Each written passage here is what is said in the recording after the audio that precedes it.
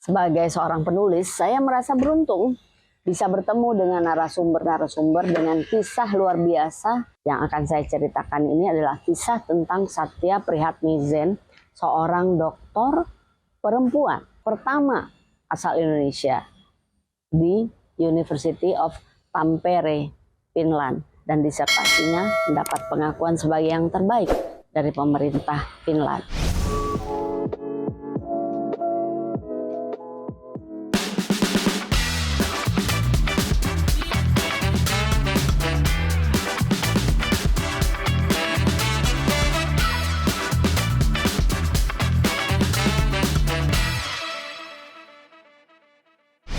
Satya lahir dan besar di Jakarta, berasal dari keluarga kelas menengah sehingga dia bisa kuliah di Malaysia dan melanjutkan S2 di Filipina.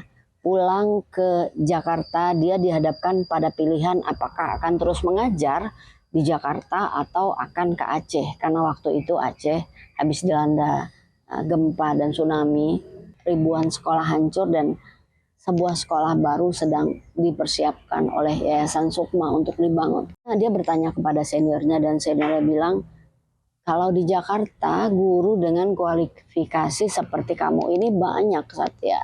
Tapi kalau di Aceh yang baru kehilangan begitu banyak, itu kehadiranmu akan sangat berarti. Jadi alangkah lebih baiknya kalau kamu ke Aceh, karena anak-anak Aceh lebih membutuhkanmu. Dan di sana dia bertemu jodoh, seorang pemuda Aceh yang pulang kampung dan menjadi relawan tsunami. Singkat cerita, dia mengajar dan kemudian dia lulus tes untuk mendapatkan beasiswa LPDP dan berangkatlah dia ke Finlandia untuk meraih gelar doktor. Tapi rencana Tuhan berbeda. Dia kehilangan kedua orang tuanya. Pertama, ibunya, 9 bulan kemudian ayahnya berpulang. Jadi kehilangan itu meruntuhkan, membuat dia juga kehilangan semangat untuk menyelesaikan doktornya. Sehingga ketika dia terbang kembali ke Finland, dia membawa beberapa buku-buku sambil termenung di musim dingin, membayangkan motivasi apa ya yang kira-kira bisa membangkitkan semangatnya untuk menyelesaikan gelar doktor. Salah satu buku itu adalah buku tentang sekolahnya sendiri.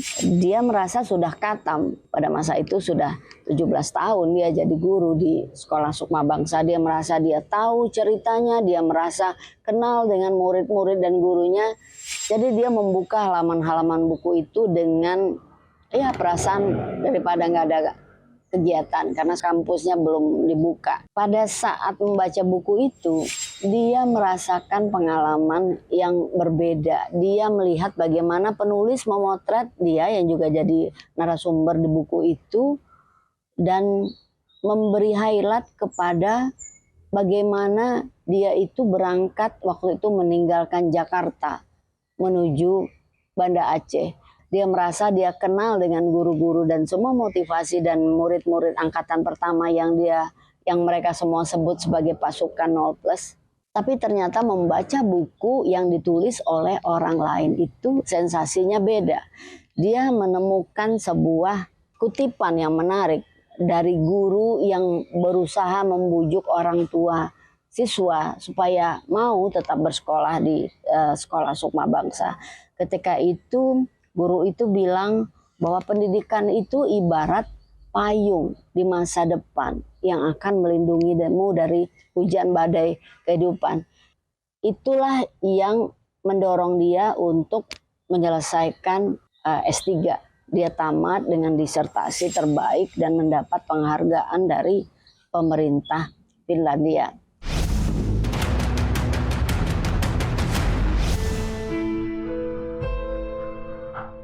Sebenarnya kisah yang biasa. Orang membaca buku banyak yang mendapatkan motivasi untuk menyelesaikan sekolah. Buku Sukma Bangsa tak sekedar kisah di ruang ajar itu mendorong Satya untuk membuat buku tentang pengalamannya belajar dan pengamatannya tentang mengapa sekolah di Finlandia itu dikatakan sebagai negara dengan sistem pendidikan terbaik. Apanya yang terbaik? Bukan karena sistem pendidikannya sudah sempurna sehingga Finlandia itu dikenal sebagai negara dengan sistem pendidikan terbaik. Satya menemukan bahwa setiap sekolah itu punya satu pojok tempat kopi dan teh, dan ketika jam istirahat guru-guru bisa berkumpul di sana mempertukarkan solusi tentang mengajar yang menurut Satya itu berbeda dengan yang Indonesia. Menurut dia yang dipertukarkan adalah arisan masalah, bahkan keluh kesah.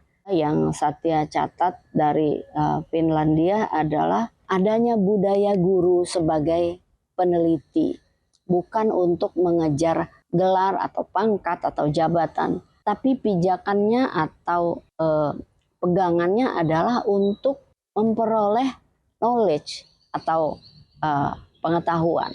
Dan kalau kita belajar sejarah, itu kan pergerakan nasional itu juga dibangkitkan oleh intelektual, oleh guru, oleh wartawan, oleh penulis.